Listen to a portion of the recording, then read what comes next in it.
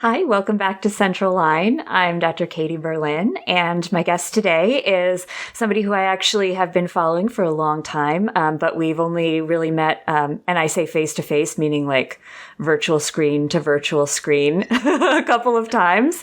So I feel really lucky to have this chance to talk to her today. Dr. Stacee Santi, welcome to Central Line. Hey guys, thanks so much for having me. So, before we get started, it would be nice, maybe, I know a lot of people are probably familiar with you and what you've been up to, but just in case, for people who don't know you, would you mind giving us a little bit of background on yourself and what you're doing? Oh yeah, for sure. So I am a veterinarian by trade, and my primary job has been practicing veterinary medicine, small animal veterinary medicine in Colorado. I'm a CSU model, 96, and so I've been dedicating my whole life to animals. I want to be a vet since I was 6, I think. I always say I made the official announcement when I was 6 that I was going to be a veterinarian because I loved animals. And my little brother made a concurrent announcement the same day that he was going to work at Burger King because he loved Whoppers. And did both of those dreams come true? No, his dreams did not come true, unfortunately. I just love animals. I'm a stickler for an excellent client experience. I really find the whole dynamics of having a great relationship with your client extremely rewarding. And so my journey is weird because I ended up being very frustrated with what I would consider the very lame tools that veterinarians have to communicate with their clients in practice. And it was around 2010, I was really striving to help people give their monthly heartworm prevention. And all I had was these dumb stickers in a box to give to people to put on their calendar. And I really wanted to be able to send a push notification to people on their phone, because I noticed that when my phone would be sitting there, I would suddenly be craving a double pepperoni pizza from Domino's because I get a push notification. And I thought, I want to be able to do that for my clients with their heartworm medicine. How cool would that be? Like, that isn't even a huge dream, but at that moment, it was impossible for veterinarians to send a message every month to their clients reminding them to give their medicine to their pet. So I figured somebody was building apps for vets, but turns out there wasn't anybody. So I ended up finding an engineer in California and built this really basic little app for my practice in Colorado. And my clients could only do a couple things. They could request an appointment, they could request a refill, and I could send them a push notification every month. And I just loved it. It gave me a whole nother capability to provide education to my audience. Another thing that happens in Colorado, since you're moving there, is we have the bubonic plague in the southwest part of Colorado. So, a dubious honor. It is. Us in Africa. And about every 3 to 4 years, all the prairie dogs die and the plague comes out. And it's really important for us as veterinarians to remind pet owners to give their flea prevention. And so it just gave me a place to do these sorts of things. Pet food recalls, anything I would want to tell my mom about her pet, I could tell all of my clients by having my own little communication platform. So I don't know, I just started adding things to it, and I have a lot of friends in vet med, and they'd say, can you build that for me? I'm like, I guess so. So on nights and weekends, I'd build like 1 app a month for a friend, and then turned into like 2 a month, and then 5 a month, and then I ended up quitting my job in 2016 and officially going all in with my little idea, Vet to Pet. Yeah, that little idea really took off, and now there are so many apps available, but that was like people who were podcasting like in 2013. Like, it just was ahead of its time for sure. And I just love that you were just like, oh, I'm sure somebody's making this thing, but they weren't. So you did. Yeah, I mean, I'm a vet. I figure, I can splint a broken leg with tongue depressors if I need to. Like, I can figure out a way to make it happen. Right? I mean, so people who are listening and not watching can't see, but Dr. Santi is wearing a shirt that says "Just do it," and that's what you did. You just did it, and that's fantastic. Like we didn't mean to. So. No, but it's a perfect shirt for you, because I do get the sense that whether it's an app or something else in life, it's like if you want to make it happen, you're going to do what you can to get it done. And I wanted to ask you because I feel like this is something that you've probably been asked a million times, but are you like tech everything? Like, because I'm addicted to, paper planners. Like I love checking things off on a to-do list, like with a pen.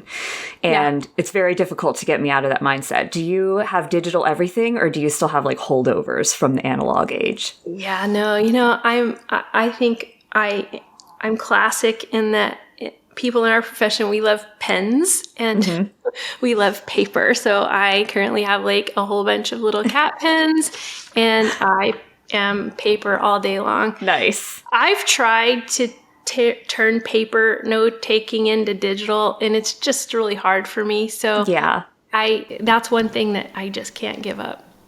I know. So it's funny that we talk about this, because this week I just got this. It's called a Onyx Books Note Air 2, and it's like a Remarkable, but no subscription required, because you need a subscription for Remarkable now. So it's like a tablet that you can write on, and it feels very much like writing on paper. So I'm trying it out because I have like stacks of paper that I can't bring myself to get rid of, because I might need those notes, and it is really getting out of hand. Like I take a lot of notes now. So I'll get back to you on how that is and whether I've given it up in 20 minutes, because I just can't do it. But it's pretty cool right now. So that's awesome. I'm such an old veterinarian, back old school, that I have a permanent indentation in my finger, and my nail is misshapen from writing so many soaps on the chart for so many years. So wow. Maybe that's why it's burned in my brain. I just can't let some things go. Yeah, I mean, you might lose the dent in your finger if you stop using a pen. So very, very funny. I'm glad to hear that, because it makes me feel less backwards for being so paper dependent still. But okay, but we are here today to talk about technology, because, and the subject of today's conversation is actually your idea. You said, why don't we talk about our bond with our clients? And I thought that was really interesting, because I think a lot of people, at least I know I have thought this way in the past, kind of feel like technology sometimes means having less direct contact anyway with the client. Like, I don't want to make a hair appointment on the phone. I want to do it on an app or on their website. So I just was wondering if you could talk about that a little bit. Like, do you think that the rise of technology means less connection? Actually, I think it's the opposite. Well, it's a little bit of a classic "it depends" question or answer, I guess. So the first thing that we have been blinded by as a profession is the actual bonding rate that we have with our clients. We're operating really off a gut feeling in this department, where we think all of our clients, or we think we know which ones are the best ones, and we think we know who would never leave us and who's loyal and who the top 20% is. And chances are you have a pretty good pulse on who it is. But what we haven't been able to really hone in on until recently is actually looking at the data to see how bonded are clients. And would it surprise you if I told you that about 37% of clients that you see today will not come back and see you and spend even $1 at your practice in the next 2 years? Wow. That seems like a lot. That is surprising. Yeah. That's a lot. I nearly died when I saw this metric, because we were running these stats and trying to understand, we were actually evaluating how's the bonding going in our loyalty program. And we said, well, before we know that, we need to know how the bonding is before we start a loyalty program. And it turns out it's quite terrible. And I think we just don't have a good grasp on how bonded or unbonded our clients are. We're very busy, but part of the problem of being exhausted is having to go on a bunch of first dates all the time. Yeah. Yeah, that's true. I mean, I think about being in the exam room and seeing, say you see 12 clients and over a third of them are not going to come back. Like, that you think of all the energy you pour into those appointments and you're like, wait, where are they going? Like, why? What did I do? Yeah, you don't even know. You're just keep working because you're a machine, and they keep coming in and you keep trying to do your best and you're always tired. I mean, that's one of the reasons, because part of being a happy, fulfilled, successful veterinarian is having a clientele that you've got trust with. And that they know you, you know them, you're on the same page, you're like a good match, like peas and carrots.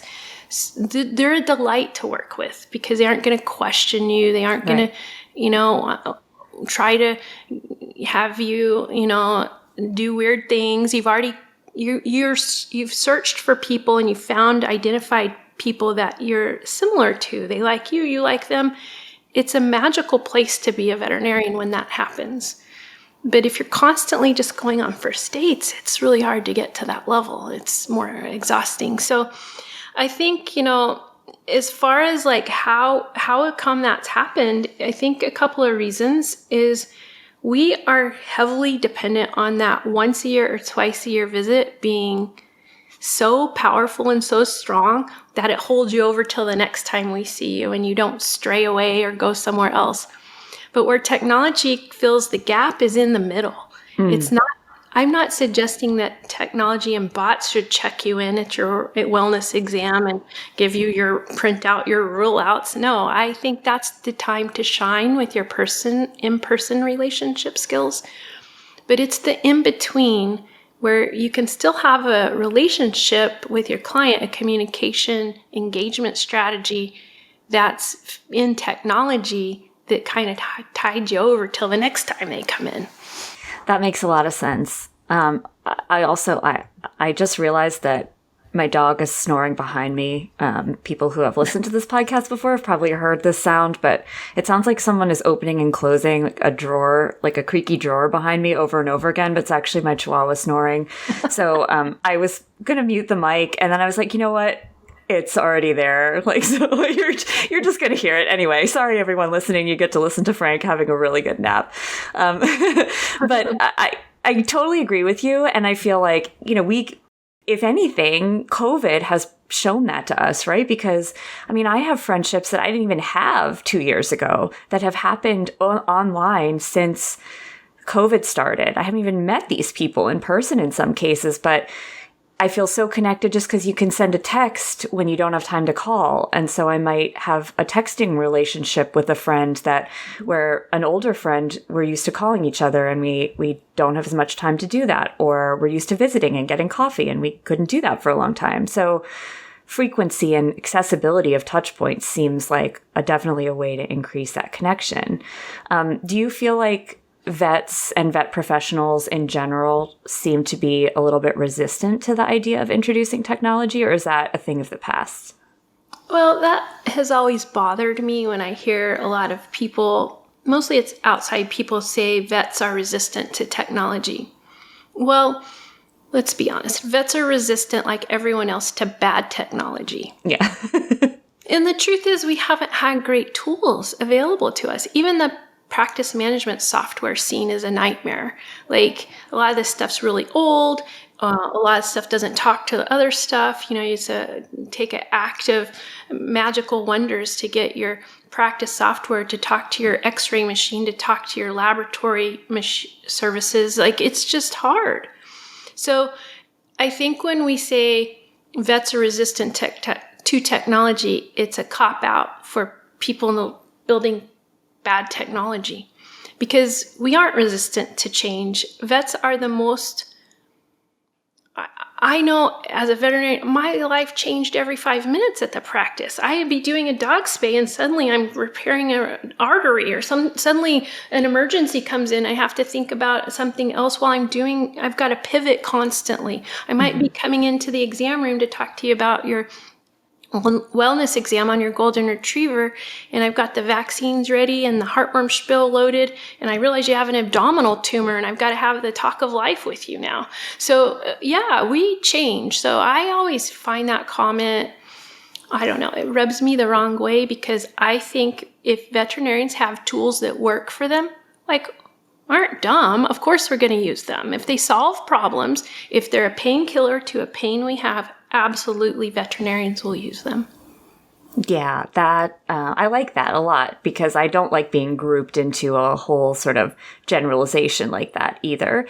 And I think change is hard for everybody. So if you feel like the activation energy to adopting something new is really high and it's going to be really hard to make that change, then of course that's going to be hard for everyone because vets and vet teams are really busy, like, but so many of these solutions can make that better and make life easier, right? Well, that's part of the problem too, if you think about it, is finding the time to get your head up above the forest so you can see if there are other choices for you out here. So a few years ago, my husband was welding a fence at our house in Colorado. We live kind of out in the country, and he started a brush fire out here with his welding. No. Right next to our brand new house. Like, I wasn't home, so I didn't get to witness this. I'm glad. But he was telling me later, like, this thing started really growing. Like, the neighbors were starting to come out, and he was shoveling as fast as he could to put the fire out. And he said at some point he had to decide, do I keep shoveling or do I put the shovel down and run for the skid steer and let the fire go and go get the big machine and come over? What should I? He's like, I was really torn. He goes, I decided to drop the shovel. The fire got 3 times as big while he went and got his machine, but then he came over and put it out immediately. He's like, if I had kept shoveling, I think I would have lost the battle. And it reminds me of how veterinarians are right now. Like, you're so busy. You think to yourself, I just have to see all these cases. I just have to keep doing what I do every single day. Instead of saying, whoa, I'm going to have to carve some space for myself so I can evaluate my operational systems. I can evaluate my processes. I can evaluate what technology I'm using and try to get better equipped for like the next decade. You're going to have to stop at some point and take inventory and do a little work on the business instead of constantly being in the business. It's hard to believe, but it's that time of year already. Registration for Connexity 2022 is open. AHA's annual conference will be in Nashville, Tennessee this year from September 14th through 17th, and you do not want to miss it. From workshops to games to unforgettable speakers, we're planning something for everyone on your team. So bring them all and join us for an event that will leave you energized and inspired. Learn more and register at aha.org/Connexity. Let's create a better world together. Yeah, that's such a tough thing to do. And, there's no reason why your team can't help with that, right? Like, if you're thinking about trying something new, it really helps, I think, to have the team involved in thinking of solutions and in adopting new things, because it's very difficult as a team member, too, to just have this word come down from above that, like, this is what we're doing now and we all have to learn this new thing. But if everybody's invested in it and in saying, okay, right now this is going to be tough, like, we're switching PIMS or whatever, but down the road, it's going to do this many new things for us to free us up so that we can actually get out of work on time more often, or so that we can fit in one more appointment per day without it taxing the team or something like that. And I definitely believe in that, because as a lifelong team member versus a team leader, it definitely helps, I think, to feel like you have a personal investment in the change too. Oh, for sure. I mean, if you just look at the simple problem right now that most clinics are facing, which is the phone ringing off the hook. The phone is out of control. If you can think about, all right, can I go and add texting or two-way messaging to my practice? At first it sounds scary, and you think to yourself, oh no, I can't take on more work. But as soon as you start to wrap your head around the fact that, hey, I'm not asking my team to do more work, I'm asking them to do work differently, which means these same people that are calling you, we can divert some of them over into messaging you, which means you can do 3 conversations to every 1 phone call. That's going to make you go faster and be more efficient. So I think where people, leaders get mixed up is not having those conversations with their team and exploring why. Why do we want to do this? It's not like, oh, look, I bought you this new texting thing. We're now going to start texting with clients, and everyone's like, oh my God, I can't.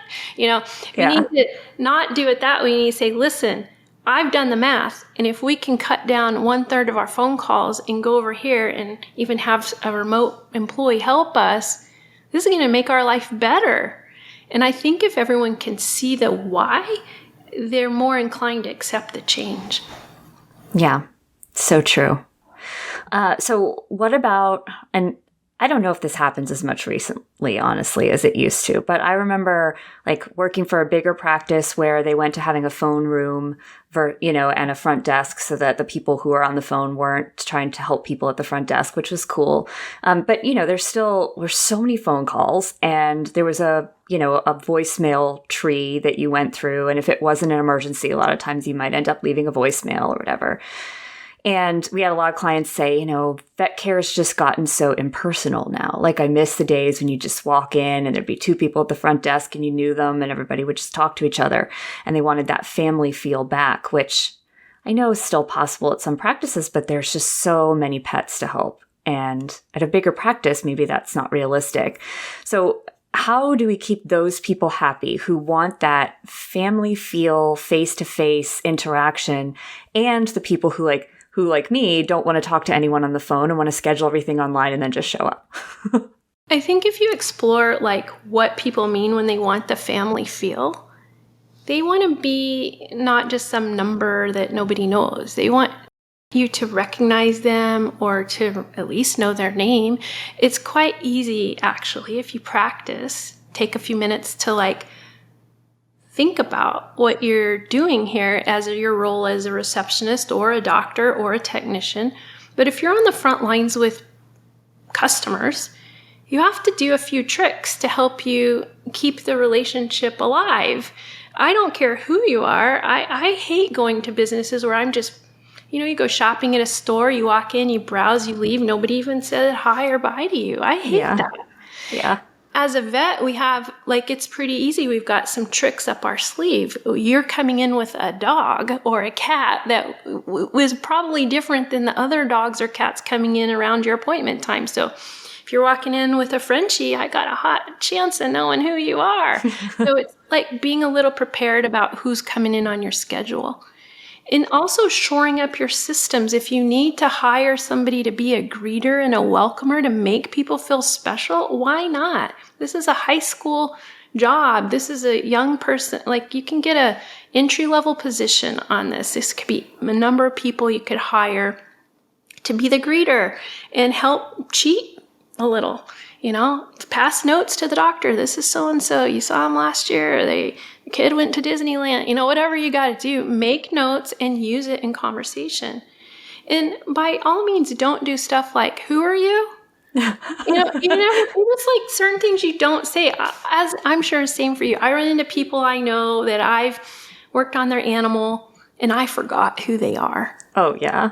I kind of know who the animal is, but I cannot remember their name. I can't remember the details. And they'll be like, Dr. Stacee. I'm like, oh my God, it's so great to see you. And then I ask sort of questions.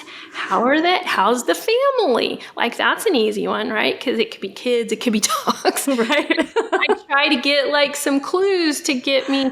If I don't know who they are, they never probably know I don't know who they are. Yeah. So there's some of that. People just want you to smile. They want you to feel special. They don't have to have this red carpet experience, but what they don't want is to just be treated like they don't matter. Yeah. And in a way, having more ways for them to reach you or to be in contact with you, like two-way texting, so they don't have to sit on hold forever or leave a message, is actually feels more personal, like you were saying, because it's more like, I have a direct line to them, even if it's asynchronous. It's not exactly that moment that you get a reply.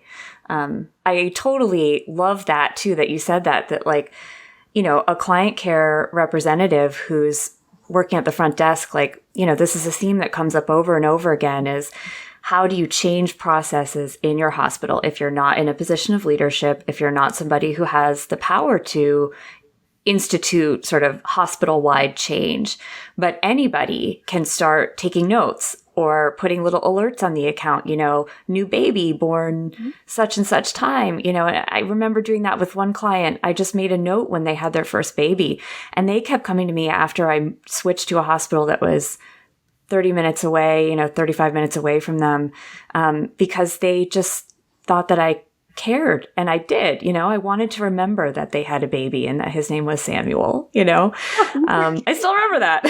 These are tricks. And if you're in the client service industry, which you are, you have to adopt some of these so people feel special. Like another hack, another trick is if I flat out don't know you, let's say I'm a new receptionist, I don't know anybody, I'm trying to fit in.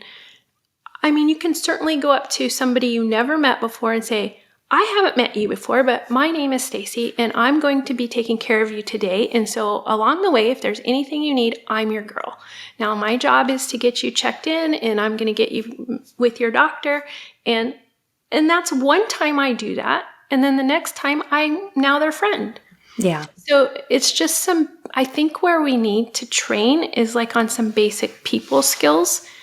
And not doing these things is, you can blame technology. People will probably blame technology as this place has changed. This place is not the way it used to be. You're too big for your britches now. I've paid for the wing of this practice, like all of that. I've been there because I grew my practice from small to big. But it's all about getting the people on the front lines to do some of these relationship building things that make people feel good. And they make you feel good too when you do them. Just to see the client smile and be like, he's doing great. My son's doing great. Thanks for asking. That makes the interaction so much better for us too. But it's so easy to not do it when we get busy, and we're all really busy right now. So I was just wondering, I feel like there are a lot of people who are going to be surprised by the number that you mentioned about, the client bonding number. And they might feel like even if they're not doing these exact things, like they have a good rapport with their clients and maybe, are feeling a little frustrated listening to that and saying, okay, I may not be asking them about their kids by name, but I thought we had a good relationship in that exam room. Why do you think it is that we have trouble keeping clients bonded to us? Apart from not doing those extra steps that you were talking about, which are great. But even just if an appointment goes well, why do you think clients don't come back? Well, I think if you look at what primarily drives loyalty to from a pet owner to a veterinary practice, it's going to be some basic things like location. That's one. We can't really change that. Accessibility, that's one. Mm-hmm. Yeah. I can't get in. I've been your client for 10 years and I can't get in for 3 weeks. That starts to affect the feeling. I have a question. I want to talk to you in between the visit. That's another one. Personalized care, knowing that you matter. That's another one. The way that the doctor talks to the client so that we're not over talking to them or under talking to them. So making sure that what we're saying is landing. That's another one. The more, I'll just say it's not about the price actually, but the more expensive you are, the better you have to be on some of this fluff stuff. And if you don't want to be or you can't be, then you're probably going to be decreasing your price, or else people are going to start saying you're too expensive. People generally say you're too expensive when they aren't getting the value that they want. It also could be you're just a flat out mismatch. If you're giving this great Ritz-Carlton experience and you've attracted somebody that is more of a Tractor Supply person, right? That happens too. So recognizing, when you're not resonating with a client, and it might be good to just own that. I remember one guy came into my exam room one time and his dog had grade 22 dental disease, and he was there just for the rabies shot every 3 years. And I'm like, well, your dog needs horribly, needs a dental so bad. It's so horrible. And he's like, no, I only want the rabies shot. And I just told him, I'm not your girl. I respect your viewpoints, but we aren't a match. Like I can't, I'll give you the rabies shot, but let me give you some references to some other practices. And that might sound like, ooh, I can't believe you did that.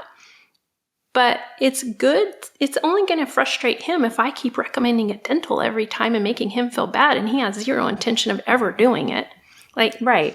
And that's a spot.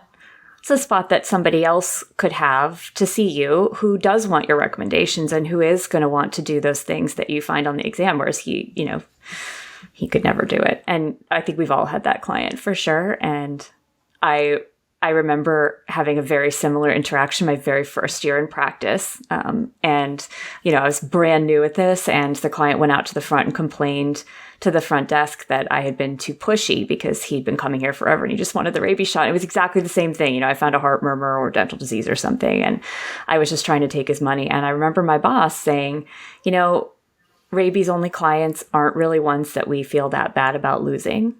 And that made me feel so much better because we didn't have that many clients. It was 2009.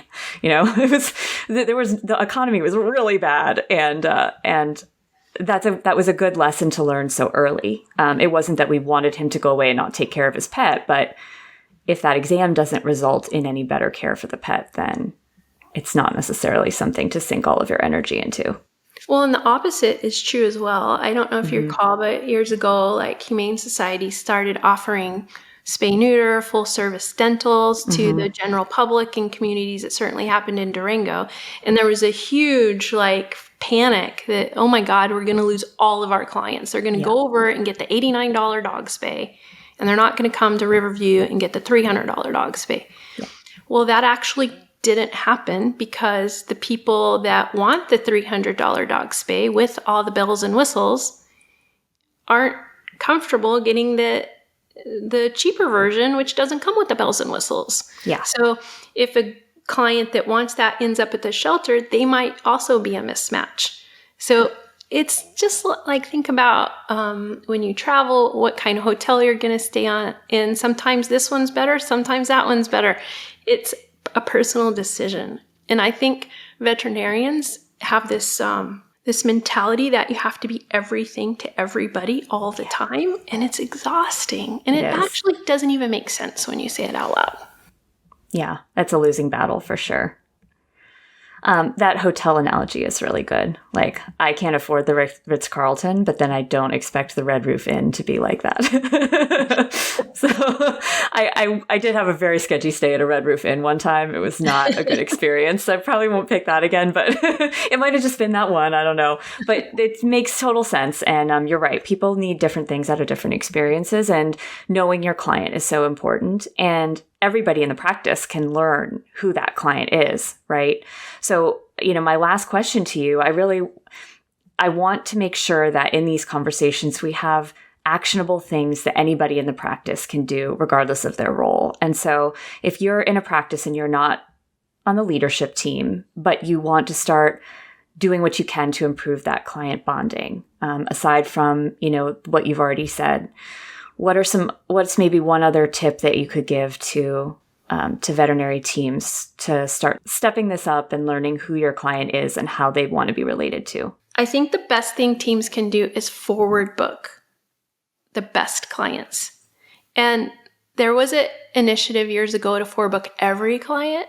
Forward booking meaning like at the dentist, they try to schedule you for your next 6-month checkup or whatever. Yeah. But I'm not a fan of forward booking everybody because you're very busy. But I'm a fan of forward booking the top clients that I enjoy working with. Because if you imagine it and you fast forward 6 months or a year and you come into work and your day is stacked with your top clients, that's a beautiful thing.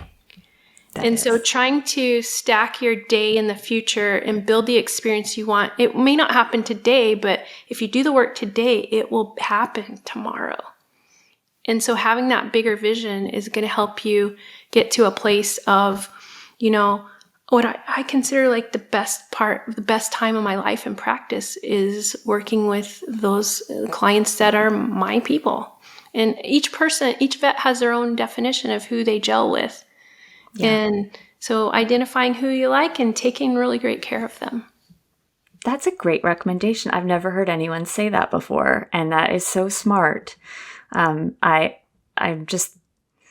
left practice, a couple months ago, and I have a little framed picture above my desk that my favorite, some of my favorite clients gave me, and it just reminds me of how good that felt when I knew they were on the schedule, and to have like 5 or 6 of them in a row or in one afternoon was just like nirvana.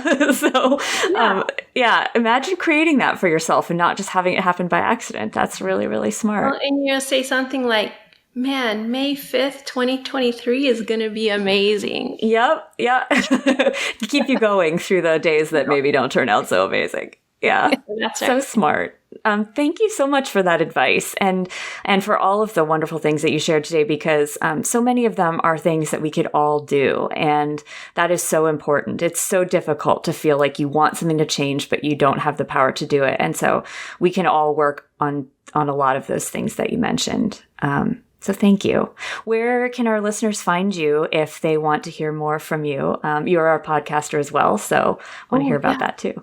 Dr. Caitlin DeWild and I have a podcast called I Vet So Hard. So we talk about technology, workflows, and everything in the middle with geeky veterinary stuff. So Love if it. you're looking for that, come over there. You were our guest recently. We loved it. Yes, and Dr. Caitlin was a guest. She was episode 2 of this podcast. So if you haven't heard that one, go check it out. Awesome. And I'm also on, the typical social places, and my website is vet2pet.com. Awesome. Thank you so much, Dr. Stacee. This was so fun. And if you all want to reach Dr. Stacee, we'll put her information in the show notes today. And thanks so much to all of you for listening. We'll catch you next time. Thanks, everybody.